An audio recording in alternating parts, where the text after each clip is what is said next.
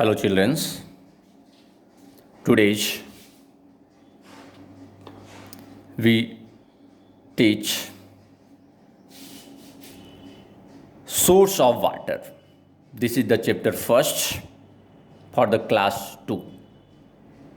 मैं क्लास 2 के लिए आज साइंस सब्जेक्ट का चैप्टर 1 सोर्स ऑफ वाटर मैं लेकर आया हूँ।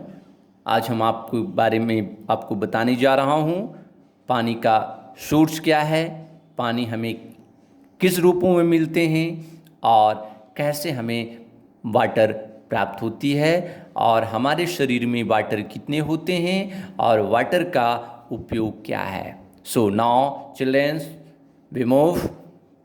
Now childrens, source of water, this is the chapter first.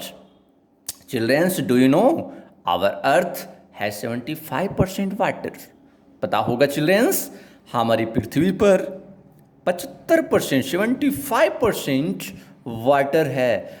या अर्थात आपको ओनली 1 जो है हमारी सरफेस एरिया है और 3 पार्ट जो है हमारा वाटर सरफेस है। आपको चिल्ड्रंस मैं आपको बता दूं कि हमारे पृथ्वी पर 3 भाग जल है और 1 भाग स्थल है।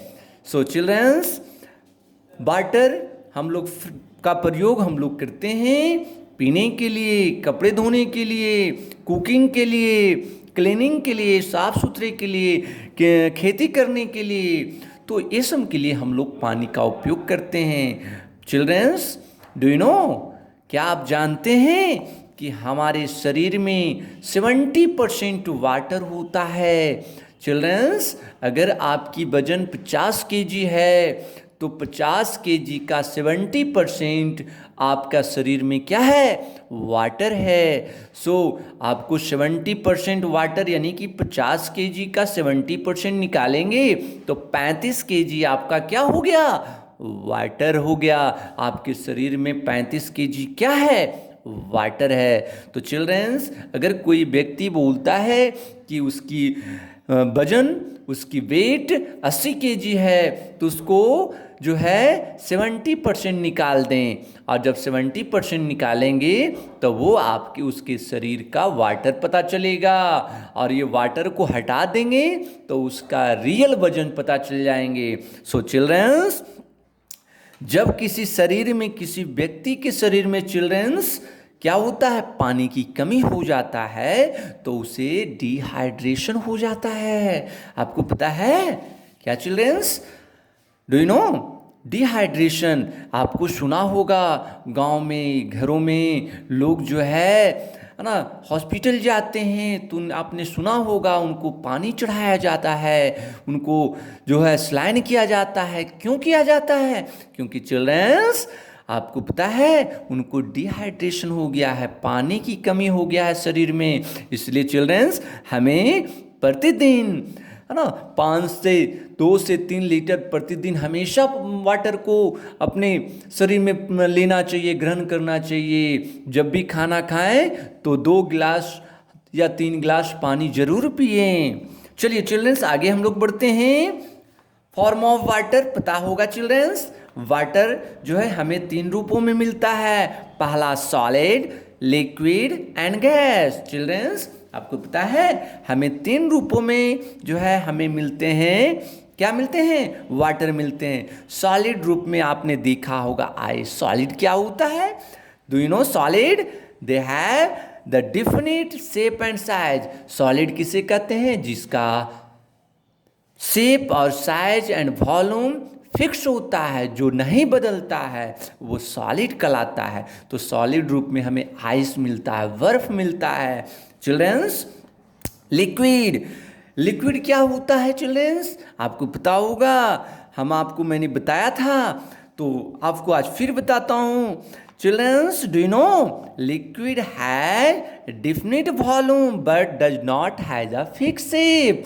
चिल्ड्रंस, पानी का वॉल्यूम जो है वो समान होता है परंतु उसका शेप अलग होता है। आपको पता है पानी को अगर हम ग्लास में डालते हैं तो ग्लास का शेप का हो जाता है, अगर हम पानी को किसी बकेट में डालते हैं तो बकेट का साइज का हो जाता है। सो चिल्ड्रंस डोंट फॉरगेट, वाटर हमें मिलती है लिक्विड के रूपों में। एंड नाउ गैस, वाटर हमें गैस के रूप में मिलती है जिसको वेपर भी कहा जाता है। Childrens do you know gas क्या होता है? They have no fix shape and size and volume, उसका कोई आकार, आयतन और वॉल्यूम नहीं होता है, उसको हम लोग गैस बोलते हैं। वो हमें वाटर वेपर के रूप में हमें मिलता है। चिल्ड्रन, तो आपने कभी देखा होगा, आइसक्रीम आपने खाया होगा चिल्ड्रन। तो चलिए एक एक्टिविटी के माध्यम से हम इसको समझाते हैं चिल्ड्रन कि क्या होता है। चलिए देखिए, हमारे सामने एक एक्टिविटी दिया हुआ है। एक्टिविटी नंबर 1, कुछ आइस को हम एक बैकेट में रखते हैं, एक कटोरे में रखते हैं, एक बाल्टी में रखते हैं।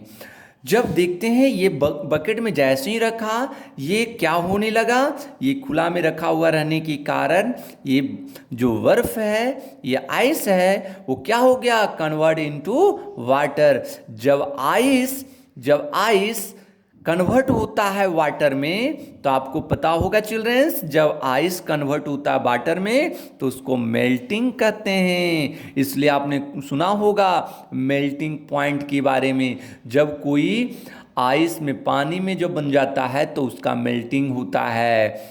चिल्ड्रंस, जब हम उसे पानी को जब हम लोग हीट करते हैं, गर्म करते हैं, तो आपको पता होगा चिल्ड्रंस, जब पानी चेंज होता है वाटर से वाटर वेपर में, चिल्ड्रंस वाटर से वाटर वेपर में बदलता है, तो वो कहलाता है इवेपोरेशन। पता है चिल्ड्रंस, जब पानी गर्म होता है और गर्म होने के बाद वो वाष्प बन के, वो वेपर बन के, वो जो है एयर में ऊपर की ओर, आसमान की ओर चला जाता है, तो उसको बोलते हैं इवेपोरेशन।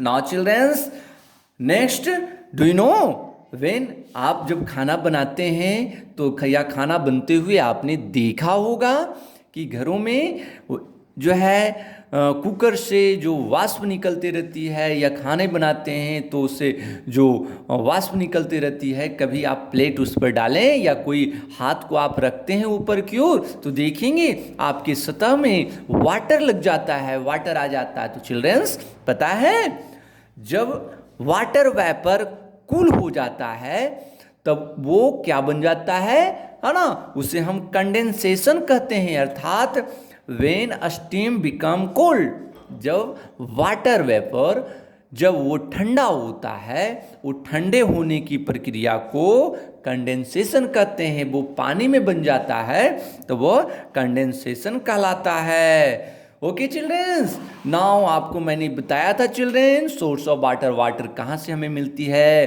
तो वाटर के लिए आपको मैंने बताया कि कुएं से, pond, river, children pond, river, ocean, tap, handpump, ये सब हमारा क्या है, source of water. Childrens do you know the main source of water is rain. पता है हमारा मेन सोर्स क्या है पानी का, वो हमारा वर्षा है। और वर्षा कैसे होता है उसके बारे में हम लोग वाटर साइकिल पढ़ते हैं। Do you no water cycle, यानी कि जो है हमें पानी कैसे मिलता है, किस रूपों में, किस ढंग से मिलता है, हम लोग वाटर साइकिल के बारे में पढ़ते हैं।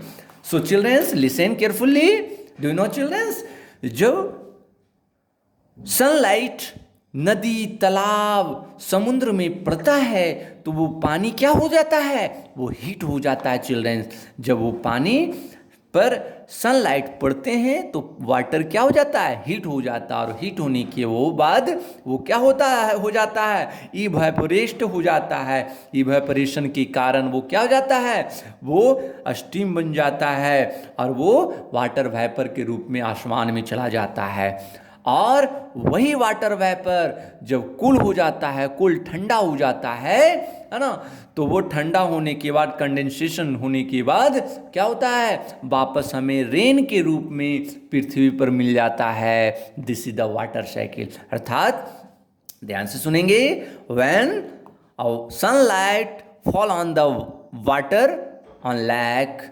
पॉन्ड, ओशियन, जब सूरज की रोशनी पृथ्वी पर, पानी, तालाब, पानी में जो तालाब में होते हैं, नदी, समुद्र, ये सब में पड़ता है तो वो वाटर वेपर बन जाता है, जिसको इवेपोरेशन बोलते हैं। और जब ये इवेपोरेशन के बाद वो वाटर वेपर बनने के बाद वह कंडेंसेशन होता है, वो ठंडा होता है, कूल होता है, तो वह वापस हमें क्या करता है, बारिश के रूप में हमें वापस पृथ्वी पर भेज देता है। This is the water cycle. इसे children's you can easily write in your language, so don't forget this is the chapter. So childrens, very important chapter, you easily learn and read, and I given the some question related to question in the next point by the help of WhatsApp. So childrens, you repeat again and again and watch the video. So thank you.